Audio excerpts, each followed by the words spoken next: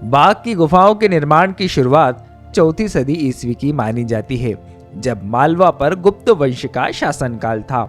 इन गुफाओं की विशालता और कलात्मकता को देखकर लगता है कि कई पीढ़ियों ने इस पर काम किया होगा। कई 100 साल लगे होंगे इन शैलाश्रयों के निर्माण में। लगभग इसी समय दक्षिण में अजंता की गुफाओं का निर्माण भी हो रहा था, पर यह गुफाएं कई मायनों में अजंता की गुफाओं से अलग है। वह क्यों, हम आगे इसी वीडियो में जानेंगे। तो बाघ की यह गुफाएं मुख्य रूप से बौद्ध धर्म से संबंधित है, उसमें भी खासकर महायान बौद्ध धर्म से, क्योंकि यहाँ हमें भगवान बुद्ध और उनके शिष्य या बोधिसत्वों की खूबसूरत मूर्तियां देखने को मिलती है। बाघ की गुफाओं का नाम इसी के सामने बहने वाली बाघिन नदी पर पड़ा है। यहाँ से मात्र 3 किलोमीटर दूर ही बाघ नाम का टाउन भी है। पहले के समय में यहाँ पर बड़ी संख्या में बाघ भी पाए जाते थे, जो कि हमारे राष्ट्रीय पशु है, पर फिलहाल यहाँ बाघ नहीं पाए जाते। बाघ की गुफाएं मोनोलिथ है, यानी कि यह मात्र एक बड़ी सी चट्टान को तराश कर बनाई गई है। वैसे तो विंध्याचल पर्वतमाला में मुख्यतः आग्नेय चट्टान जैसे कि बसाल्ट ही पाई जाती है, पर विशेष रूप से इस जगह पर सैंडस्टोन यानी कि बलुआ पत्थर की चट्टानें हैं। अब क्योंकि सैंडस्टोन बसाल्ट की तुलना में नरम होता है, इसलिए उसे आसानी से तराशा जा सकता है, पर सैंडस्टोन पर इन गुफाओं का निर्माण करना एक बड़ी गलती भी साबित हुआ। क्यों, हम आगे जानेंगे। तो दोस्तों, सामान्यतः इस तरह की प्राचीन गुफा या मंदिर किसी न किसी ट्रेड रूट यानी व्यापारिक मार्ग के नजदीक ही हुआ करती थी, ताकि यात्रियों और व्यापारियों को वह सुलभ ही उपलब्ध हो जाए। यह गुफाएं टांडा घाट के समीप ही स्थित है, जो कि दक्कन से मालवा और मालवा से दक्कन जाने का एक प्रमुख प्राचीन मार्ग था। समय की परतों में दबी और इतिहास में लगभग भुला दी गई इन गुफाओं को पुनः प्रकाश में लाने का काम ब्रिटिश लेफ्टिनेंट डेंगरफील्ड ने सन 1818 में किया। बाद में डॉक्टर ई इम्पे ने सन 1856 में विस्तार से इसका अध्ययन कार्य प्रकाशित किया। मशहूर इतिहासकार कर्नल C.E. लुआर्ड ने भी यहाँ पर रिसर्च किया। यह गुफाएं नदी से लगभग 150 फीट ऊपर तराशी गई हैं। यह लगभग 700 मीटर लंबाई या गोलाई में बनी हुई हैं। यहाँ पर कुल 9 गुफाएं हैं, पर इनमें से 5 ही अच्छी स्थिति में हैं। सबसे पहले गुफा नंबर 1, जो कि लगभग पूरी तरह से ध्वस्त हो चुकी है। यह लगभग 23 फीट लंबी और 14 फीट चौड़ी थी। गुफा नंबर 2, जिसे पांडवों की गुफा के नाम से भी जाना जाता है, इस गुफा की स्थिति काफी अच्छी है। यहाँ आपको बड़े बड़े खंबे दिखेंगे। कुछ खंबे नीचे से चौकोर और ऊपर जाते हुए अष्टकोणीय और 16 कोणों पर तराशे हुए हैं। कुछ खंबे बेलनाकार है, जिन पर खूबसूरत तिरछी रेखाएं बनी हुई है, यानी कि स्पाइरल लाइंस बनी हुई है, जो कि आधार से शीर्ष तक जाती है। इन खंबों पर आपको ग्रीक आर्किटेक्चर का प्रभाव मिलेगा। चौकोर खंबे मुख्य रूप से भारतीय स्थापत्य कला का विशाल नमूना है। सभी खंभों की बनावट अपने आप में एक दूसरे से अलग है। इस गुफा का सबसे बड़ा आकर्षण यहाँ मौजूद भगवान बुद्ध और बोधिसत्वों की मूर्तियां हैं। साथ ही इस गुफा के अंतिम छोर के बीचों बीच एक चैत्य बना हुआ है, जिससे पता चलता है कि इस गुफा का उपयोग ध्यान एवं साधना के लिए होता होगा।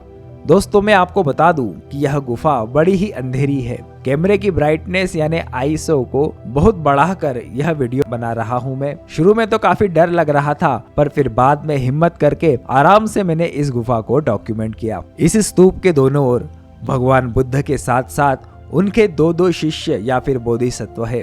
चैत्य के दोनों ओर भी 2 सुंदर मूर्तियां हैं। इन सभी के पैरों के नीचे कमल यानी पद्म तराशा गया है। आप इस गुफा नंबर 2 का पूरा प्लान या उसका नक्शा भी देख सकते हैं। यह ऊपर से यानी ट्रांसफर सेक्शन और यह सामने से यानी कि लेटरल सेक्शन। लोगों ने अज्ञानतावश इन मूर्तियों को महाभारत के पांडवों से जोड़ दिया, इसलिए इस गुफा को पांडव गुफा कहने लगे।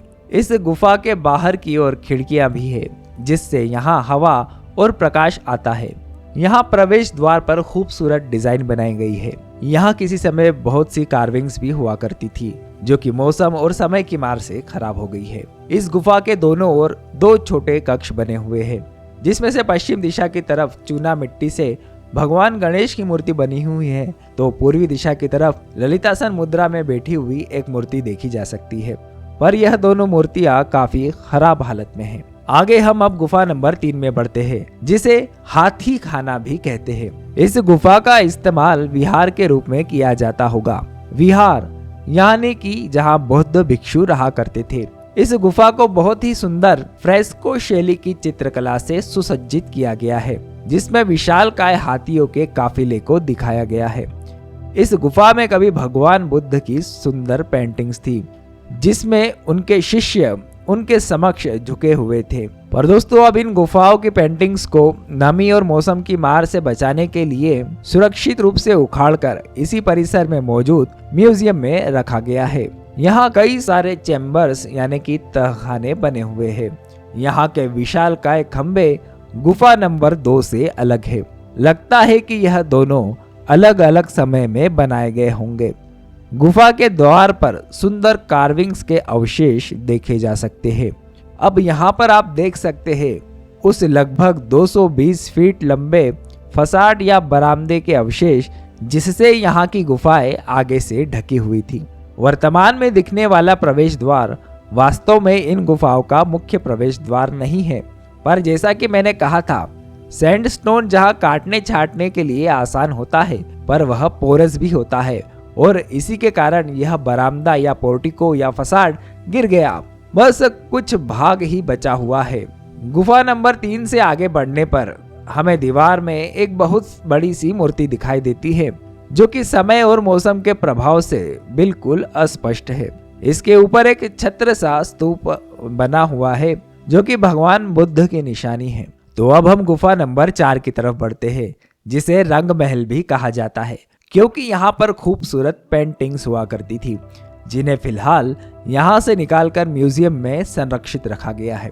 इस गुफा के बाहर की ओर भी पेंटिंग्स थी, जिन्हें भी हटाया जा चुका है, और उसकी जगह पर हाथ से बने हुए बोर्ड्स लगाए गए हैं, जिससे आपको यह पता चल सके कि यहाँ कौन सी पेंटिंग्स थी और वह किस तरह से दिखती थी।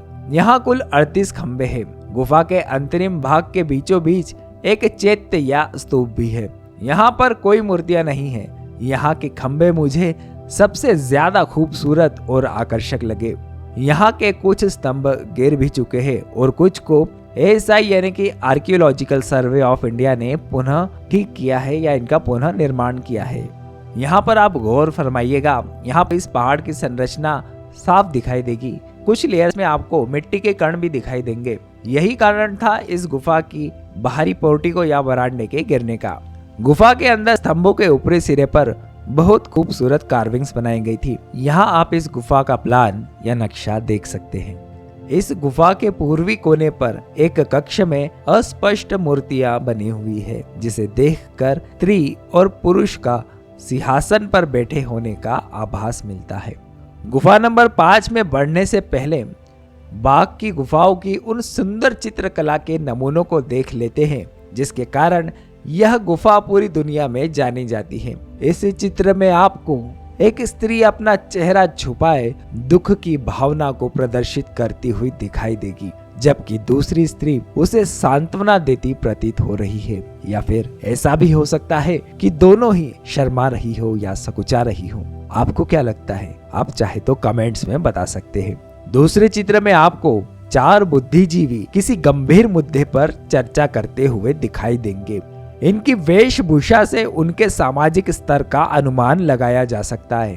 बाईं तरफ के दोनों लोगों ने मुकुट लगा के रखा है, जबकि दाईं तरफ वालों के सिर पर मुकुट नहीं है। इन चारों ने सफेद रंग की धोती पहनी हुई है, जिस पर रंगीन पट्टे बने हुए हैं। तीसरे चित्र में आपको बादलों में उड़ते हुए कुछ पुरुष दिखाई देंगे, जो कि ध्यान एवं चर्चा कर रहे हैं। नीचे खूबसूरत रंग बिरंगे कपड़े पहनी हुई महिलाएं वीणा जैसे वाद्य यंत्र को बजाती हुई दिख रही हैं। अब इस चित्र को देखकर आपको लगेगा कि जैसे यहाँ कोई संगीत महोत्सव या महफिल जमी हो। इस चित्र में आप आज से लगभग 1600 साल पहले हमारे पूर्वज किस तरह के कपड़े पहनते थे, उस समय का फैशन किस तरह का हुआ करता था, आपको पता लग जाएगा। कुछ महिलाओं ने सिर्फ धोती या लुंगी लपेटी हुई है, कुछ ने कुर्ता और पैजामा भी पहना हुआ है, किसी ने जूड़ा बांधा है तो किसी के बाल खुले हुए हैं। अब यह चित्र घुड़सवार दल के गुजरने का है, जिसमें अलग अलग रंगों के घोड़े पर विभिन्न खूबसूरत वेशभूषाओं में सवार आपको गुजरते हुए दिखाई देंगे। अजंता की गुफाएं जहां जातक कथाओं को मुख्य रूप से प्रदर्शित करती हुई प्रतीत होती है, उसके अलग बाघ की गुफाएं आम जनमानस के रहन सहन और उसकी मनोभावनाओं पर प्रकाश डालती हुई प्रतीत होती है, जो कि बहुत ही दुर्लभ है, क्योंकि इतिहास में ज्यादातर राजा या महाराजा या फिर मुख्य लोगों की जानकारी ही दी जाती है। आम लोगों का रहन सहन, वह भी इतना प्राचीन, देख पाना अपने आप में ही एक खजाने से कम नहीं है। अब बढ़ते हैं गुफा नंबर 5 की तरफ, जहां हमें चौकोर खंभों पर टिके पोर्टिको या बरामदा दिखाई देगा, जिसके नीचे से हम गुफा नंबर 5 के द्वार तक पहुंचेंगे। यहाँ मुख्य द्वार के दोनों ओर 2 खिड़कियां हैं। गुफा नंबर 5 बहुत ही साधारण है यदि हम इसकी तुलना अन्य गुफाओं से करें। यहाँ सिर्फ बेलनाकार विशाल स्तंभ है, जिन पर बहुत कम कार्विंग या नक्काशी की गई है। यहाँ पर मौजूद पेंटिंग्स भी अब हटा ली गई है। यह एक विहार ही रहा होगा जहाँ बौद्ध धर्म के अनुयायी आकर रहा करते होंगे। अब आगे गुफा नंबर 6 है, जिसमें एक प्रवेश द्वार तथा दोनों ओर खिड़कियां है। यहाँ प्रवेश करते ही एक जल निकासी प्रणाली जैसा दिखाई दे रहा है। यह गुफा नंबर 5 से जुड़ी हुई है। इसके दोनों ओर पर छोटे छोटे कक्ष बने हुए हैं। स्तंभ ग्रीक आर्किटेक्चर से ज्यादा प्रभावित लगते हैं। अब आगे बढ़ते हैं तो हमें सीढ़ियां मिलती है, जो कि थोड़ा नीचे गुफा क्रमांक 7 में ले जाती है। यहाँ गोल और चौकोर खंभे देखने को मिलेंगे और मध्य में एक चैत्य भी हमें दिखाई देगा और आगे जाने पर एक कक्ष है, जिसके सामने की दीवार पर प्लास्टर से बनी हुई मूर्तियों का सिर्फ ऊपरी भाग ही अब दिखाई दे रहा है, जिसके बारे में सिर्फ अनुमान ही लगाया जा सकता है। अब गुफा क्रमांक 8 और 9 तो लगभग ध्वस्त ही हो चुकी है और वहां जाना भी प्रतिबंधित है। हम इन गुफाओं के पश्चिमी छोर पर खड़े हैं। यहाँ आपको स्तंभों के अवशेष दिखेंगे, जो कि देखने में छोटे छोटे स्तूपों के समान लग रहे हैं और यह इस बात को दिखाते हैं कि वाकई में कितना बड़ा पोर्टिको रहा होगा इन गुफाओं के सामने। अब गुफाओं को अच्छी तरह से देखने के बाद बारी थी म्यूजियम की। इसके बाहर यह खूबसूरत भगवान बुद्ध और बोधिसत्वों की मूर्तियों का प्रतिरूप आप यहाँ देख सकते हैं। म्यूजियम के अंदर पेंटिंग्स रखी गई है, जिनकी फोटोग्राफी की अनुमति नहीं है। यहाँ से बाहर जाते समय सन 1734 में बना सिंधिया महाराज के दौर का यह एक छोटा सा रेस्ट हाउस भी आपको दिखाई देगा। बाघ की गुफाओं के संरक्षण एवं खोज में सिंधिया महाराज का अमूल्य योगदान रहा। उन्हीं के आश्रय से इस जगह को पुनः पहचान मिली। आप भी मध्य प्रदेश आए तो भारत के गौरवशाली समय की इस गुफाओं को जरूर देखने आइएगा।